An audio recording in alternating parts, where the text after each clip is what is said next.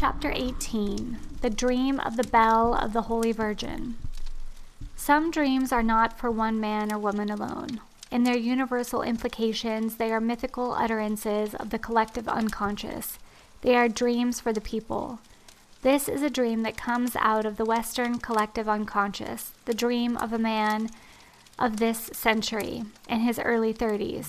It tells us how a modern Westerner may resolve his terrible struggles with anima and romantic love. And this is the dream. I am carrying the bell that once belonged to the Virgin Mary, to the great basilica which was built centuries ago to house it when it was found. The shape of the bell was known, and a niche has been prepared over the altar, exactly the correct size to fit the bell. A priest has been on duty at all times for several centuries to accept the bell when it would be returned. I walk into the basilica, down the long aisle, and present the bell to the waiting priest. Together we lift it up and hang it from the hook in its niche. The bell fits its place perfectly. The priest has been instructed to go to the west end of the basilica when the Virgin's bell should be returned, and to ring the great bells in the towers to announce to the world that the bell has been found and returned to Christianity. Those great bells have never sounded in all the years of their life, but have waited until the day when the bell of the Virgin Mary would be returned. I sit on a bench by the side of the altar while the priest hurries the length of the basilica to ring the great bells. What should I do? Should I wait and claim all the fame and adulation that would come to me as a discoverer of the bell of the Virgin Mary? Or should I slip quietly away and avoid all the involvement? The priest, in his excitement, has not looked at me, so I could still claim anonymity. I decide on the latter. Just as the great bells begin to ring and the town's populace begins to rush toward the basilica, I slip out a side door and begin my solitary journey out of the city. Here, in powerful and beautiful symbolic language, is an answer to the questions we are asking, an answer that comes from the very deep places of the unconscious and speaks to our modern problem. We are asking what modern man is to do with his soul. How does he extricate his soul from romantic love? How does he live with Iseult the Fair without destroying his relationship to Iseult of the White Hands? How can he give anima her place in his life, but disentangle her from his human relationships? How can he learn to honor his soul without dishonoring woman? It should not surprise us that we find part of the answer in a basilica, amid the great symbols of the religious life. We have been in the presence of the love potion. We have seen a white palace where a minstrel sings at each of 1,000 windows and a sacred teepee set in the center of the nation. Now, the basilica. On the path we have trod, in the presence of powerful symbols of transformation, we begin to see clearly what at first was unthinkable. The path that leads to an understanding of romantic love also leads inevitably to our religious nature, to the spiritual side of our being that we have so zealously sidestepped.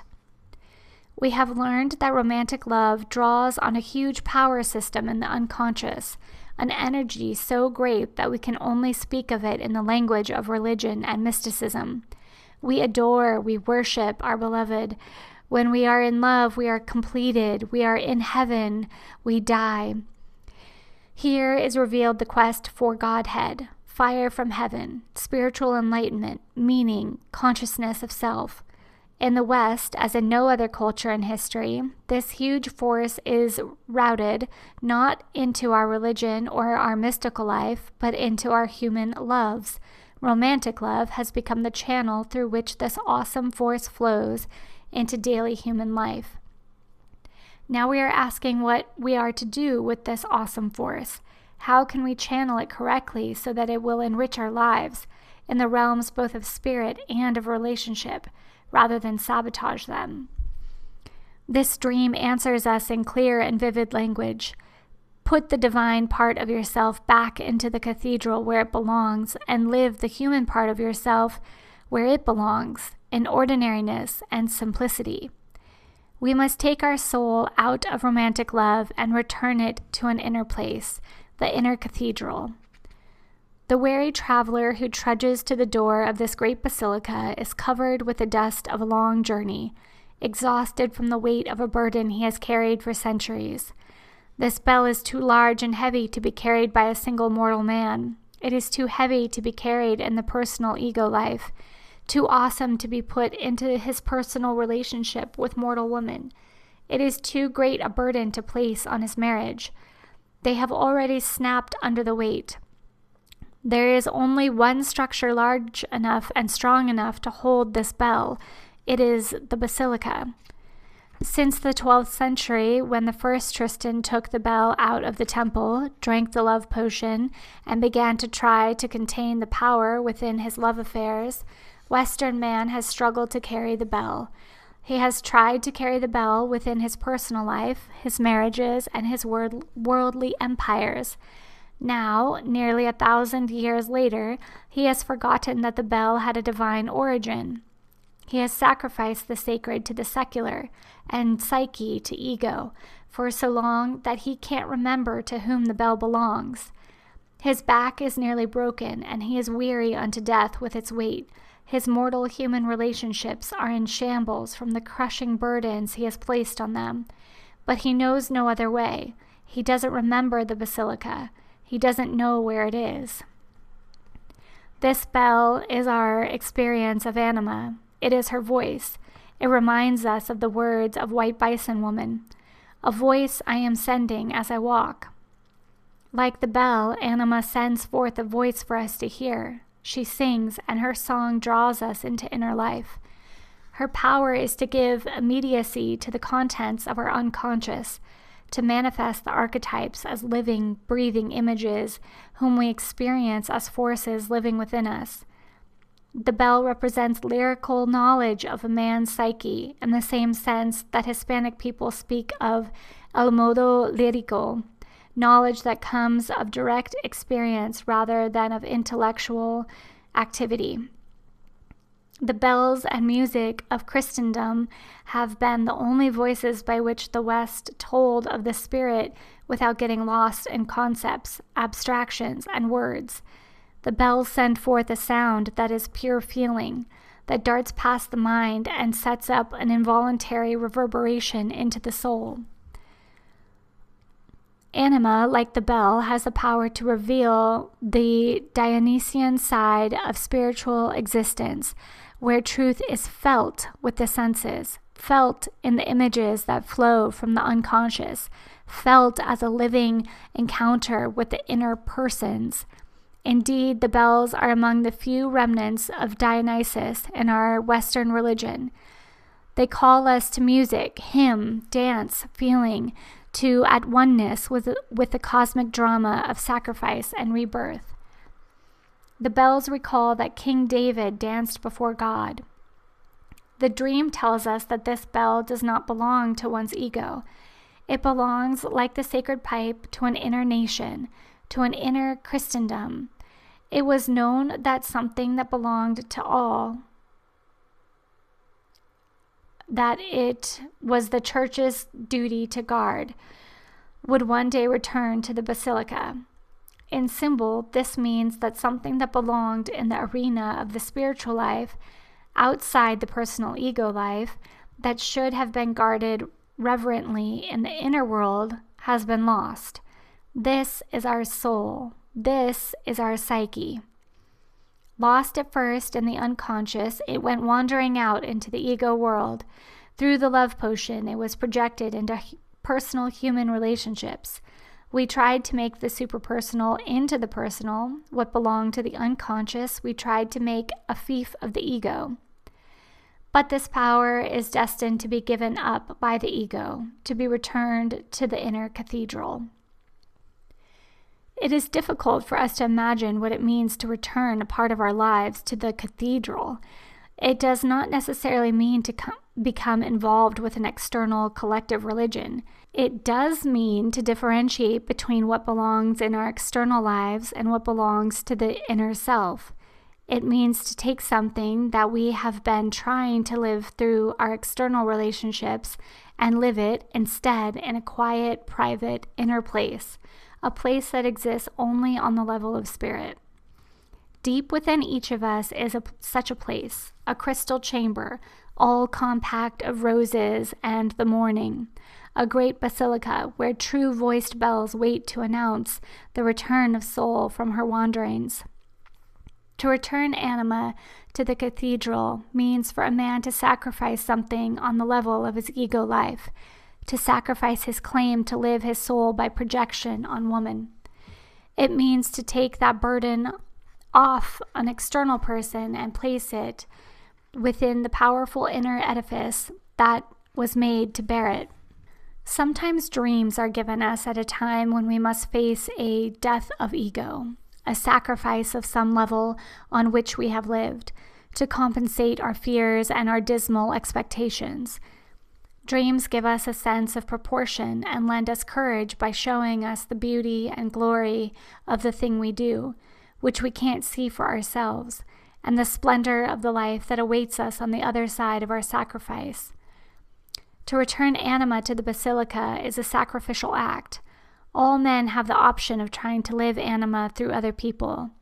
To give up that attempt takes a conscious act of sacrifice. One must sacrifice a whole level of existence in order to move on to another. From the ego's viewpoint, it looks like death. To give up living anima by projection means to pull most of the artificial intensity out of relationships. It means that things will seem quieter and less exciting. To put his soul in the cathedral and stop trying to live it through a woman means that a man removes an entire dimension of his life from his human relationship and reestablishes it elsewhere on another level of himself, a level that he can't live outwardly, that he must live by himself. To his ego, it feels as though he is impoverishing his human relationship or cheating himself. At first, he feels that half the thrills, excitement, fun, and intensity is taken out of human relationship. With time, he learns that his soul life never really belonged there, and that his human relationship is actually thriving better without it. But for a time, it feels dismal.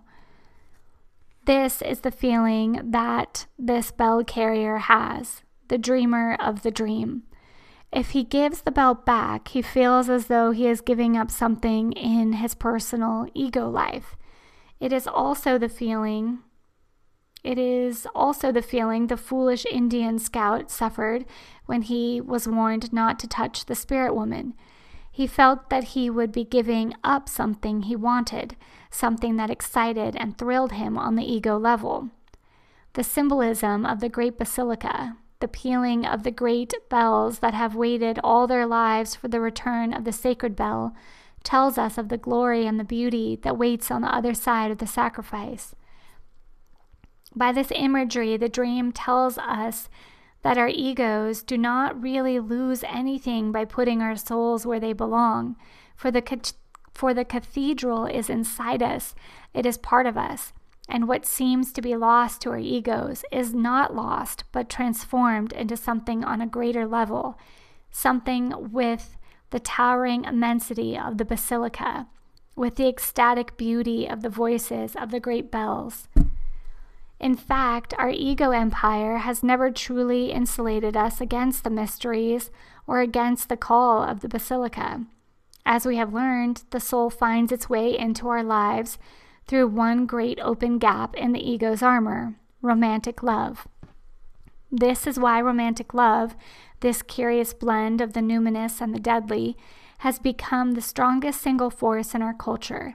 It has become, by default, the vessel in which we struggle to contain everything that has been excluded from our ego empires, everything of the unconscious, all that is numinous, unfathomable, awesome, all that inspires worship in us.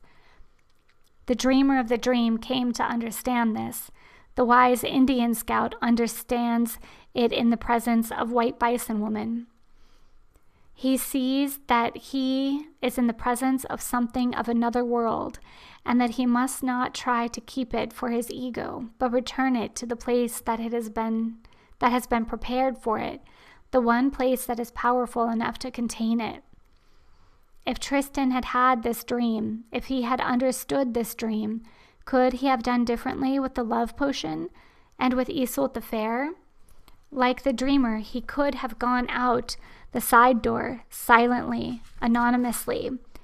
He would have left that divine part of himself in the temple, put the human part of himself in human dimensions, and he would not have mixed the two. The whole burden of this dream is to learn to differentiate the two, the divine part and the ordinary human personal part. Now we have seen this as symbol, but in practice, how do we do it?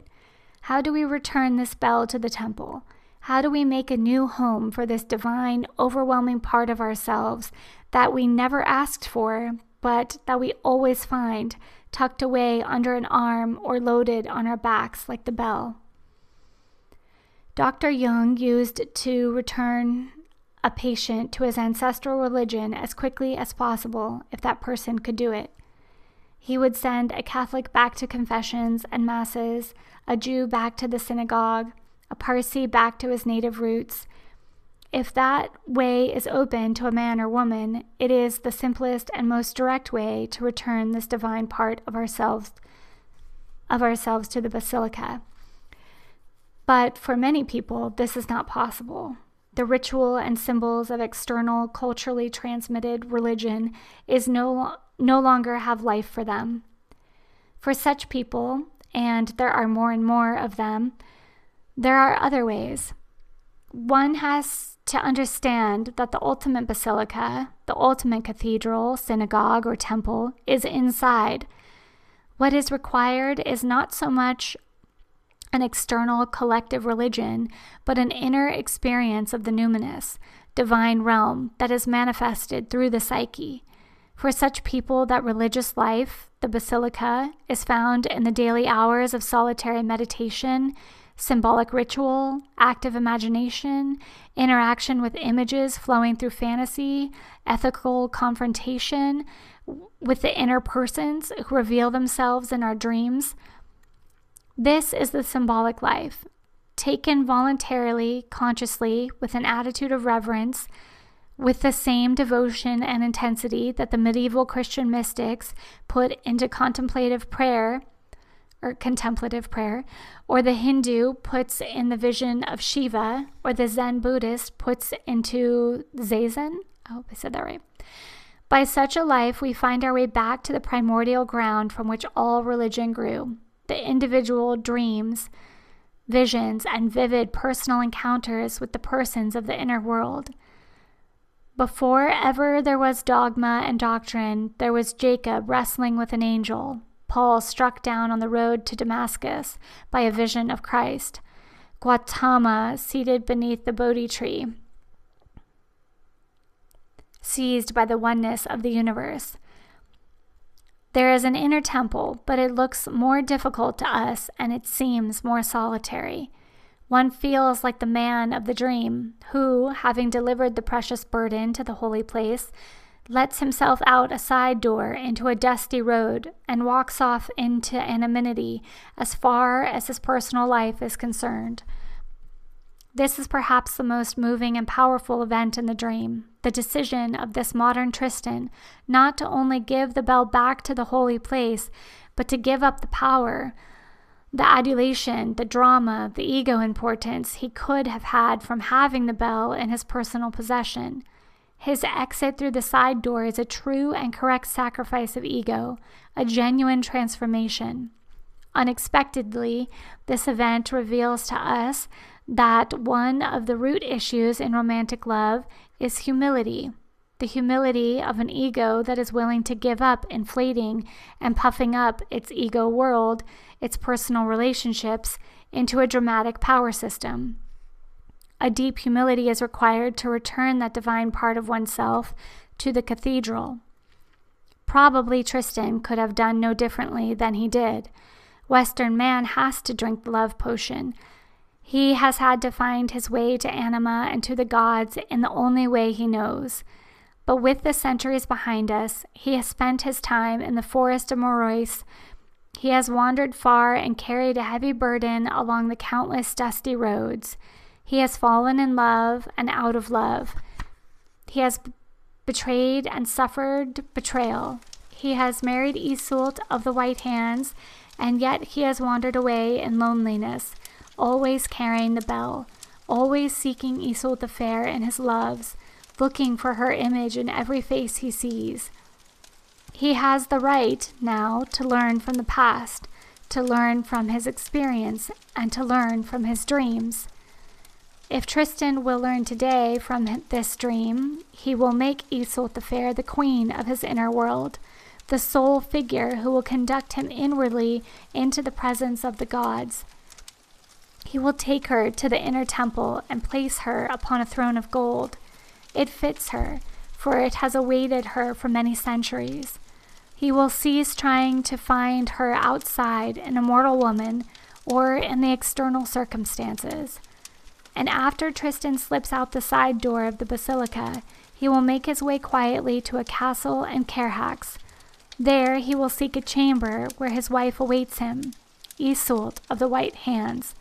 And as he takes her hand, he will discover a mystery.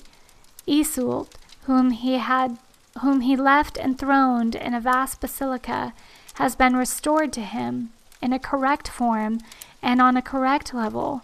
This simple mortal woman, the princess of Brittany, is also divine, and this chamber is a holy place.